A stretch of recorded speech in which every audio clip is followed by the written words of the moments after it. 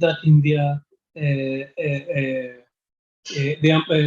the following two episodes that they were showing, the attendants who attended their art gallery were more than the attendants who attended the Mona. Oh. And wow. They just decided by themselves, made a decisions, and decided, you know what, we are going to be swallowed in this the sea of waters. You have to be a small fish. Let's get our own paddle here and be the big fish. Yes, I agree with you. That is smart. Yes, it's definitely going into. To me, it's beautiful. Oh, I really appreciate it, and I'm very proud of you. But of course, to sustain it, if that is not going to work, or if it's sustainable, we continue. But still, you can also be a big fish here, isn't it? Yes, sir. Thank you very much. You can be a big fish here. So I really appreciate the initiative you've initiated. So anyway, let me not ask more questions because it is your show. Let me sit back. It's all right. I really appreciate that little chit chat we had before the beginning of the session, but now I would like to begin because at least now we have participants. Yay. Okay. All right. Good evening, everyone. Thank you so much for joining tonight's episode of Zoom Room with Ellah. I am Ellah, and my guest tonight, Nimheshimiwa. Put some respect on that. I am joined by Justus Juma, who is a presidential aspirant for the 2022 elections. And not only that, he is also the party leader for the Justice and Freedom Party. Did I get that right? Justice and Freedom Party, JFP. All right, that's nice. I've given you that little introduction, but I think they would like to hear it straight from the horse's mouth. Tell us just a little bit about yourself, Mr. Justus. Yes, Justus Juma is a native born of Kenya and a citizen by birth, born in the lakeside. And briefly in the lakeside, and briefly was dropped somewhere in the city, in the ghettos of Nairobi, and faced the hurdles of life. I knew what it took to, go through the slums and go to the school. My primary school was Valley Bridge, around Kiamaiko. So we faced life there, and we met various types of characters and personalities. Still, in the course of the term, we were still able to pursue our dreams. I know I was called at Dagoretti Boys, but I didn't attend. I went to Oshago to learn the other side, where I finished my secondary school in Nyawanga Secondary. How come you didn't attend Dagoretti? Ellah is a sad story. It's a story for another day. My father couldn't afford school fee.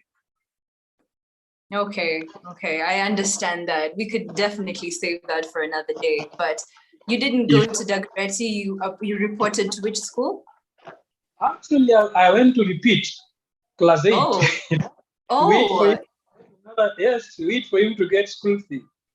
And then I tried and worked hard that year again. I missed going to Starehe with the 2 points.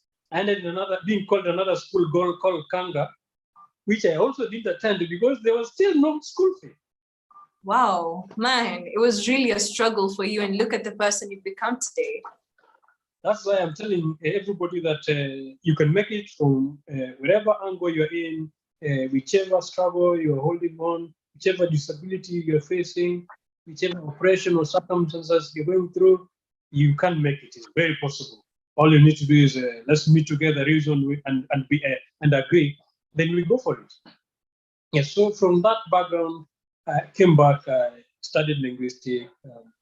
One of the guys who majored in Hebrew and Greek, having a foundation of faith, also in the church, and need to understand the Bible well. And while studying Hebrew and Greek, I took a course. By the way, I have managed to translate the scriptures, first 5 books from Hebrew to English. A publication yes.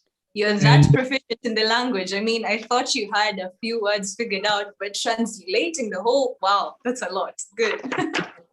That's scholarly work, which actually has brought us to the table where we can handle critical issues, and we can handle heavy commentaries. We can analyze, we can advise, we can guide. And that was my basis for a while until I realized that, as much as we do our services in all these areas, our society, we are a product of our society. And I'm in a society where leadership actually has been a crisis. Finding honest leadership, finding just leadership, honesty has been a pandemic species in our country, where you look for role models whom you can imitate, especially on individuals who are handling state resources.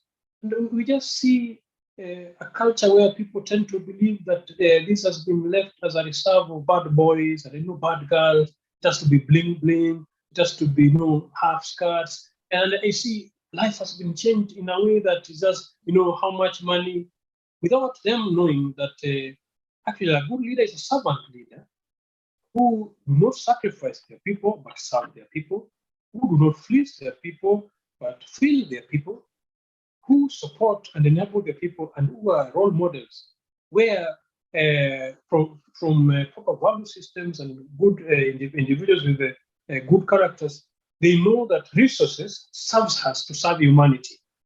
And you are a perfect example of talented Kenyans, very skilled. Because in this field, I know today we're talking about art, we're going there. I've met so many artists, and the few that we've touched. When I partnered with J&J Academy, who developed Victor Wanyama, today Victor Wanyama is a hero, is the only Kenyan hero in European League, isn't it? EPL. Yeah. The other guys who are touched by other individuals, their talents were even much better than the guy, but they've been dropped here, wallowing, and with their talents being destroyed, just as in the soccer alone. And then you look at other fields now like yours. If we got good leaders who could inject resources in the right place, I tell you, right now, we will not even be talking about Netflix. We will be having our own equivalent of Netflix and competing Netflix in the business, isn't it? Yeah. So I have gotten that conviction due to my environment, and this mandated concrete engagement. This concrete engagement is what actually has led me to then register the political party, having aspired in 2013 as a member of parliament. I learned a lot in the system, and I saw the missing links. And I thought, instead of sitting back and complaining and blaming the dynasties, because most of the political outfits have been established around individuals. Some of these individuals do not actually practice democracy, because democracy should be bottom up, where people choose the person they want. But with these individuals, they choose for the people who they want, not the persons the people want. And as a result, people keep on choosing, and there are no results. So to change and revert this pyramid, if we are to invert it, we have to then have a people-centered political parties, where we come to Ellah and tell Ellah, you know what? As a superstar as you are, you can serve us in the sports and culture, isn't it? You can be our sports, yes, I know, because you already have what it takes, and you know what it needs to make this industry succeed, right? And unfortunately, that is not so. So we have political outfits which want you to dance at their tunes, and some have missed out. They lack ideology, they lack vision. What they have is, I call them tumbocrats, because they only think with the stomach, what they will eat, what they will steal, and then what they'll grab. And this type of leadership cannot empower talents. They cannot grow a nation. And if anything, they've sacrificed our nation. If all of us are working to the Jubilee government and the borrowing, because a borrower is a slave to the lender. And the direction they've left our state in to date is literally sacrificing the next generation to other entities whom we could be equal with, if possible, second to none. Anyway, I can go on and explain about myself, but as I said, yes, I'm I was drawn to this conviction, but I'm a family man. I have a lovely wife, and I have beautiful daughters whom I'm raising together. And they're also artists, and they have interest in fashion and design. They're singers. I know some of our members who are watching here might have interacted with them as well. Yeah, so I do agree with you that there's much more that we can do together, and you'll know me more. If I was to explain much about myself, I think the whole 30 minutes will go. I think your self-introduction was rather exhaustive. I think we've gotten a clear picture of who Justus Juma is. So allow me to get more into the specifics. You are an education and leadership enthusiast, and you have focused on creating access to higher education and also talent development. Is that true? Right. Because I'd like to hear more about the talent development part. What is it that you've been able to do ever since assuming your position as a leader, or how have you been involved in the arts ever since? You see, a leader is a person who can foresee what is going to happen, and even what has not been and make it be. And as it stands, the global community is moving a very high velocity, and they're not static. In other words, they're not waiting for us. If anything, even the little talent that we have, Ellah would be taken away from us very fast if we don't do something about it. Because they are looking for that talent and they are harvesting it so quick. And the current environment we're living in, especially our education curriculum, because education is a way through which the young ones of the society should be raised or be inducted into the society. And the society should be defined such that it promotes skills, it promotes talents, it promotes character development, it promotes innovation, critical thinking, not just academia. Unfortunately, our curriculum to date is designed to memorize, pass exam, and you're a hero. After passing exam, the result of why you passed the exam, no one asks whether you are bearing fruits or not. And this is why we have engineers who cannot construct roads. This is why we are having doctors who cannot invent even a simple vaccine. Like right now, our heroes who could afford this war for us should be our doctors. I'm not saying that doctors have not done enough, but where are our vaccines? If British is having their own AstraZeneca, if UK is having the Johnson and Johnson, if China is using theirs, all these graduates whom we've been raising and graduating all these years, kazi zao ni nini in Kiswahili? Totally get it. That is the plight of the kawaida mwananchi, and I would very much like to try and keep it around the arts, because the audience that we have here wants to hear about the arts. And we would, like you said, education is supposed to, the education system that we have is supposed to promote skills like critical and creative thinking. It's supposed to promote talent development, right?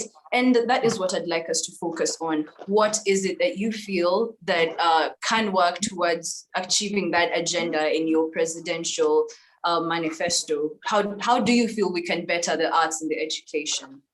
Thank you for bringing me back to that, Ellah, because one area that we measure on among our pillars is talent development. And when you talk about art in our manifesto, actually we call it media, which is very, very, very broad. Yeah. Where we initiate various initiatives to develop talents. Currently, we have an outfit where we bring marry workplace with education. And when we're marrying workplace with education, we use it to identify your interests, your talents. And this is a project that we're doing with the national government to date. And we are not in government yet. And it's something that has already been actually adopted even in British, that career development right now is mandatory in all the schools in UK they must have a subject called career development. And in career development, you guide and enable learners or students to get to align themselves to right career choice. And the individuals who are just talented in arts, the individuals who are talented in sport, that's who are just talented in academia, isn't it? So can we make our education curriculum to empower individuals who are talented in art? Imagine your studies ever since you began, if it was tailor-made such that it developed you towards your career choice, or your talent. All the other things that you're not interested in can be dropped. And they add you only what is going to equip you towards what? You'll find in such environment, individuals excel quick. That is why we have billionaires, even in arts, even in athletics. People like Akina Serena Williams, they just studied that. They were in school, isn't it? Look at Virgin Island. Oh no, Virgin Island, the guy never went to these degrees and all these other things. They focused on schooling in entrepreneurship. And we have very high skilled artists like Ellah out there. And some of them had their talents developed and shaped right from childhood when they were learning. So Justice and Freedom Party is focusing, and this is where CBC is, because we've contributed a lot on CBC. We are focusing on supporting an education system which develop talents, nurture it, and resource it, enable it. As we stand lately, we're in partnership with various organizations. Just to mention, I know she may be in part of our team. Helen Tawali, I don't know whether you're there. I know you are very good. Helen Tawali is a very big supporter of Zoom Room with Ellah, and I'm surprised that she's not here yet, but I'm sure she'll be able to join us at some point, or maybe even on YouTube. So yes, Helen Tawali. Fair enough. Who through our partnership and support have been promoting a number of talent shows, and we are envisaging even replicas of the Tusker project films that we had before, and this time establishing them in foundations of moral values, because I know, yes, Tusker, we can make it famous, but when we are all drunk, we lose all our value systems, and even the skills goes down the drain, and the talent is getting, all manner of, and then we would want an environment where artists are also enabled with a proper character formation, where the value system is very stable, where the support structure is intact. That way, their ability and their talent actually can be valued. It can stay for long. Unlike the cases where they surface and they go down. They surface and they go down because there's no proper support system. So yes, we through your partnership, we are going to see the launch of similar type of initiative where you can showcase such talents all the way to the county level and establish them. Tusker's project we did very well, and that was and it actually brought so many artists to the limelight, isn't it? Yeah, I think we can all agree as Kenyans that we're very proud of what Tusker Project Fame did for us. And it would be very wonderful if we could see more and more of those initiatives. Exactly. So you said you're a father of two delightful daughters. Do you encourage your children to pursue the arts? Actually, Afrizo band, they are members of Afrizo band at Daystar. Really? Because they sing together with Ellen, who started training them at the age, one was 8 and another one was 7. So that's how early we began pursuing art.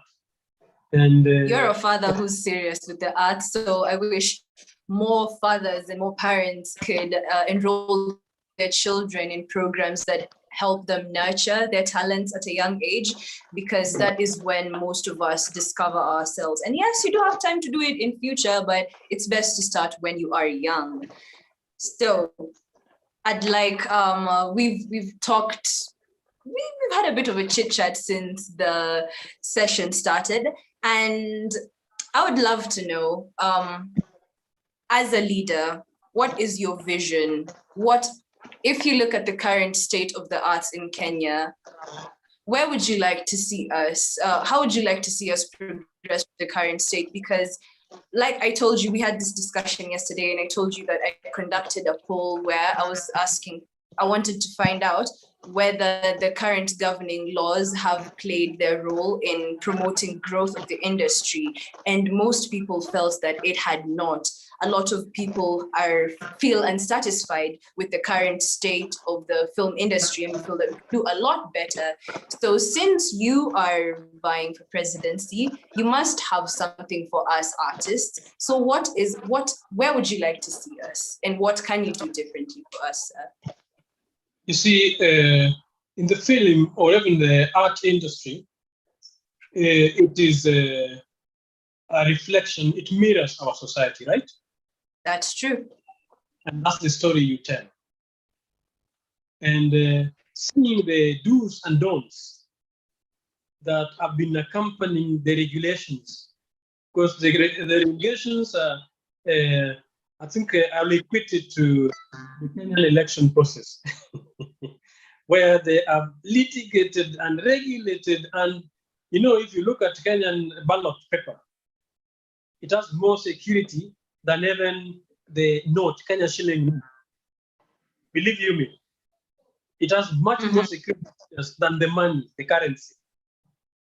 We even put electronic, you have to, to transmit it, and then at the end of the day, there's no result. When we are looking for results. So what can be done about that? Is it, does that mean that, like, how should we even feel safe as voters to go on ahead with the process of voting if it's as safe as you claim it to be, but then you still don't trust it? Like, what are you trying to tell me? Because the infiltrations are done by human beings. The problem are not the system, the problem are the people. So if we had proper leadership in these institutions, people who are trustworthy, people who are honest. For example, the automorpho company that IBC was using, actually, we are buying it from France. And let me tell you, France, they're not doing digital voting. They still align Mlolongo. They're not using even the very same thing that are selling to us, because they still have certain elements in their institute, in their society, which can enhance accountability and trust. These are the things that we must entrench. So these over-regulations in film production and all these other things, the doors that they are closing, and let me tell you, some are also sponsored by external forces whose interest is to make sure that talents in this geographical location does not see the light of the day. They want to turn this geographical location into their own playhouse, their consumer center, where people are consuming other cultures. And then you see, through film and the media industry, one is able to condition how people think. And we are a slave to the mentality of the culture whose nuances we exalt or whose culture we promote. So if you're promoting cultures that we are not as, then again, that is why some of us, you'll find in certain instances, people are suffering identity crisis. And that industry, Ellah, is a serious industry. You can see with the China's strategy to take over the world, China has invested so much in film industry. Go to Hollywood, they bought all over, they're buying almost everywhere. And they're investing in bringing back China as a hero, unlike before, where China used to be the victim. And of course, the black man has always been the one who died first. And the devil, or all satires within the film production, the image of black man have always been accompanied or associated with the destructive images. For example, I watched Empire. All the black images, they're promoting cultures that are not relevant to this geographical location. They want to make sure that the image of black man is not portrayed in a positive way. And these are the changes we need to invest into. Then bring back who we are, our identity, and this actually should be aligned by true understanding of our identity. What is our history? Who are we? What are we bringing into the world? And this will inform what our people consume, and we will guard this geographical location from being a consumer-based geographical location where we are consuming content which are external and whose intention and agenda is not for the good of this geographical location, but to keep us menial, to keep us lowly, and to keep us third world. And as Justice and Freedom Party, we are saying that should be a thing of the past.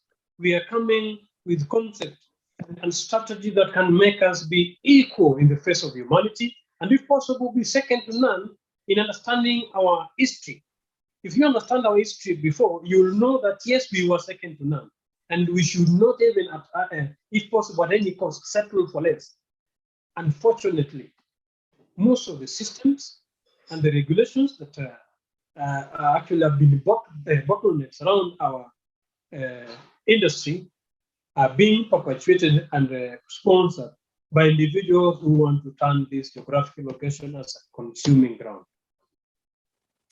Oh, thank you very much for that, Bwana Justus. Hey, we could talk forever, but we are unfortunately out of time. So allow me to just read out one question from Patel Comedian, and this one's coming live from YouTube.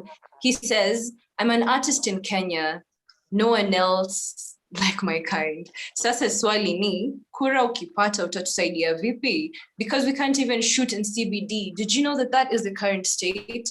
We're not allowed to film in the CBD, and that is just us showing off the beauty of our city. So what's with that? That's what I'm saying. Some of these laws were archaic laws, which were left by the governors, the colonial governors. Actually, there were certain streets that you should not even cross. There are certain estates that you would not cross. If you are driving through Banana to Limuru, there is a center called Raini. Our brothers from Central call it Raini, but actually it is Laini. And Laini meant that you are not supposed to cross that line to the other side. If you crossed, you are being arrested. But surely we cannot still be affected by things this is 2021. We cannot be talking about the effects of something that happened in the pre-colonial times and decolonial times. And the issue of not being able to shoot in the CBD has not always been in existence. It's something that was enforced not too long ago. Once upon a time, I remember it was okay to film in CBD, but then it suddenly just, somebody decided to put it against the law that we are not allowed to shoot in CBD. So what the way forward, that is the current situation. So how can we change that? What can you do to help us change that? Without looking at the problems that exist, as Justice and Freedom Party, we stand to represent the interests of our people. As artists, when we combine forces together, we will make sure that we form legislations that address the issues or the challenges that are affecting you within your industry, and make sure that we have an environment that is supportive and can empower you. And this is why we need us to go together, because being in the industry, you know where the shoe pinch, and we are able to make and legislate various legislation that are able to support and actually circumvent such policies, because seriously, that's a backward policy. Why would one set up such policy, and of what purpose? What's the intention? If the intention is not, or the law is not serving the people, then it's a bad law, and it should be addressed. Those are the things that we can engage even through these forums and other media forums. It doesn't have to wait, or we don't have to wait for us to get in power. I think these are the things that we can still champion through our partners, even currently through the county assembly and the national assembly, and find out. We've done a number which always stand. Like right now, we've just petitioned a BBI successfully, questioning certain issues. So we will not stop. As partners, we'll make sure that those bottlenecks are removed and we are free, just like our name, because freedom means an ability to reach your full potential without any subjugation or any limitation. This is why we are here for you. Thank you very much for that, Bwana Justus. I truly do wish you all the best. Oh, there's a question here. The questions are now starting to come in. Guys, they like to ask questions when we're already out of time, but we could always just squeeze in a very quick one. Are you okay with that, sir? No problem. Okay, let me read out this question from... Oh, Joyce Joey just says, Mheshimiwa uko sawa kabisa, uko sawa. I'm guessing you have her votes. And also Director Tiger is asking, what changes will you make at KFCB? But I feel like we've already answered that, have you? Definitely, well, some are litigative, but the key, I think, is in empowerment. Because what mostly is affecting the young ones, especially the emerging talents, is proper affirmative action to bring them to, if they are, like now Ellah has gone into the big C called Netflix. And if they can't reach the big C, can they be able to create their own little ponds and be big fish within their ponds as well, isn't it? Those are the enablements and processes that can help artists come out. And we have mechanisms, and those are the things that we're offering Kenyans. If you support us and move forward, we'll make sure that we support and bring these manifestos into fruition through the Government of Justice and Freedom Party. Okay, sounds like the Freedom and Justice Party has a lot in store, and I really wish you the best in all your endeavors. I hope that you will be able to achieve these set goals and make Kenya a better place for you and me and all other Kenyans. Yes, Ellah, with your support, because the key that we need right now is participation of citizens. These dreams are achievable if we all believe and come together and do the right thing. Currently, the political field is populated by various characters. The individuals whose power is money. The individuals whose power are the big family or big names, where they're coming from.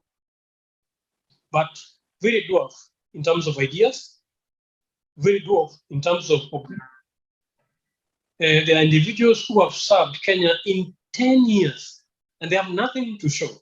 And they're asking for more to 10 years to take us in the same circus that we've been treated to. If you look at the things they promised, vis-a-vis what they're delivering, it is the same deceit. And hella, it happens. But this only happens when you and I refuse to come out. When we come out and offer the substance and concrete objectives that can move us forward. And I think, as I've said, those who know me have been, when I'm talking about education, I've been an implementer of alternative education for this period. Started homeschooling long ago. I've been talent development. I've mentioned a number of individuals who we've been supporting even without being in the government. You're talking about alternative economic model. Somebody will know me. I didn't introduce myself as a circle chairman of a cooperative society because we're empowering people to get resources and invest. And when you talk about governance, we are here now on the table. And we are bringing a political party which is very pure, actually, which is a new dawn, a political party with the new ideologies, which is bringing honest leaders, which no one thought could be. No one thought that even clean-handed people can participate in the political process. We thought it was just for the bad boy, it was just for the bad girls. And we are telling Kenyans that there is a new dawn. There are new leaders that can change and rewrite our history. And it's very possible to move from where you are feeling defeated, a place of disability, a place of oppression, to a place of freedom, to a place of justice, to a place of plenty, to a place of abundance, to a place of greatness like Ellah here with us. And there's so many talents that are pushed and quashed. people who are struggling. I know several people, even from my own society. Some gave up. They didn't pursue their studies because there was no school fees. But we kept on moving on. And here we are again. We are saying, let's keep moving on. Even however difficult this environment or terrain looks today, Ellah, if we combine forces and give Kenya a new chapter, I tell you we'll achieve it. And we will have a government that no one dreamt of. I hear you. There you have it, folks, straight from Heshimiwa Justus Juma himself. You heard what he had to say, and now let's hope he keeps his word. Anyway, thank you very much for joining us. I appreciate your time. And thank you very much to everybody that have made time to join the session. It has been good.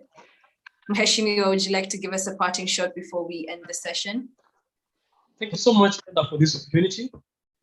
And thank you, fellow Kenyans and participants. I would call upon you to be the agents of change that we are looking for. Change begins with you and begins with me. And I'm playing my part. You can also play your part. And the change is something spontaneous. It is not static. We've had changes before in this country. There was change from colonial leadership. We fought the white men and they went. And the people who fought, we heroized them. There was change who defeated one-party system. And those people who defeated one-party system, they are heroes every day. There was change to bring democracy. And we still have great names who fought and championed that. And unfortunately, those who brought democracy think that it is always democracy as usual. There are some who thought champion constitutional reform, and they are still thinking that change is still about constitution. And that's why you still hear people keep on amending it without knowing that the change that we're looking for today is Allah's ability to compete globally and equal in the economic system. Our change, we have no issue with the constitution, isn't it? We have economic competition that we will require and this is why Ellah, you and me are the ones who actually best suited to push for this, because we're the ones who are feeling. We're the ones who knows the impact of those regulations even in the CBD. And this is why we must be the first agent, the front line of these change bringers. And this is the change quest that Justice and Freedom Party is bringing on the table. And I tell you, it needs guts, it needs boldness, it needs courage. And guess what? That is exactly what we got. We got the guts, we got the courage, we got the boldness to make sure that this change sees the light of the day. And thank you so much, Ellah, for this opportunity. Karibu sana Mheshimiwa. It has been a pleasure. Thank you guys and good night. Go you forth and be advocates of change. You've had it. This was Zoom Room with Ellah and I'm your host, Ellah Maina. Have a good night.